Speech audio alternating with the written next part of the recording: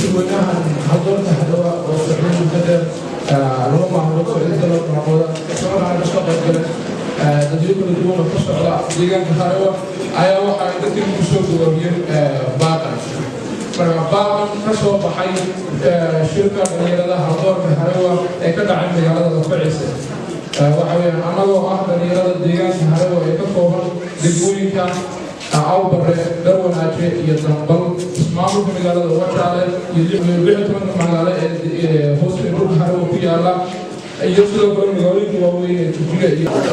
كسر كسر الجلسة في العيشين مجال الرفع السكر لعيت أرض رجعت دنيا تروح أكتوبر إلى آخر أكتوبر شكرا أو أدو دفري جواتوري سوغاري شعبنا هوا يسري حلو بينها هذا هو حاصل نصوب حي قلبنا وعن بنيرة كموتنيا بنيرة هذول هرو كموتنيا دواء قوة قلب قوة waxay dhammaan dhalinyarada haldoorka harawa ay ugu baaqayaan in dhalinyarada haweenka odayada salaadiinta deegaanka harawa ay si degdega uga howlgalaan sidii loo soo celin lahaa golaha salaadiinta ugaaska beelaha gadabuusi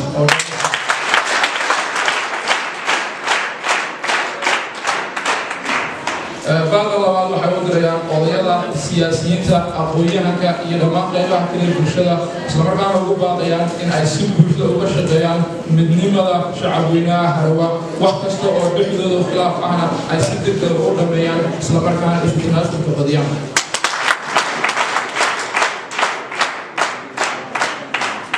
qodobka saddexaad waxaan marka hore aad u soo dhaweeynaa haddii aan ahay dhalinyarada haldoorka harawa isbeddelka ka dhacay dalka iyo deegaankaba ee dib soo celiyey karaamadii iyo xorriyaddii shacabweynaha Soomaaliyeed islamarkaana waxaan ku taageersanahay in ay hirgeliyaan sinaantii iyo cadaaladii shacabweynaha Soomaaliyeed islamarkaana ay markasta ka doorbidaan aqoonta iyo kartida shakhsiyaad ahaaneed qofka iyo qabiilkiisa qodobka afraad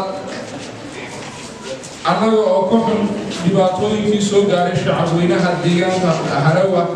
maamuladii kala dambeeyey ee ugu dambeeyey xukuumaddii cabdi maxamed cumar waxa aan caddaynaynaa in deegaanka harawa ay ku nool yihiin shacabweyne ku dhow 1 milyan islamarkaana deegaankaas ay hoos yimaadaan magaalooyin badan oo buuxiya shuruudihii degmanimo islamarkaana aan weli wax qiimayn ah lagu sameynin waxaan xukuumaddaas ugu baaqaynaa in si degdega ay u samayso qiimayn islamarkaana qaab dhismeedka maamul ee deegaamadaas harawa la soxo dhulkii degmo u qalmana si buuxda loo siiyo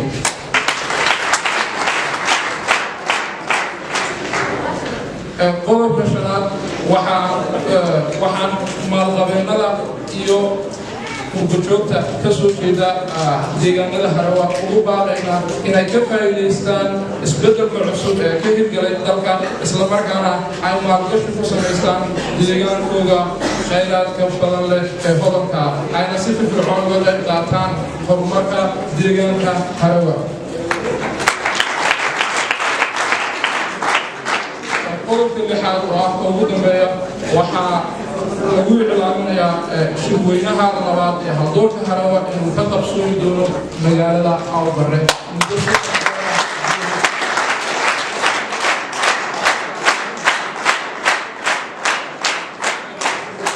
aadayaad maasantiin baaqii ka soo baxay shirweynihii haldoorka harawa waa intaas waxaan ballan qaadaynaa dhammaan dhalinyarada haldoorka harawa in ay ku dadaali doonaan islamarkaana aynay ka hadhi doonin fulinta qodobadan ay isla meel dhigeen dhalinyarada gobolka harawa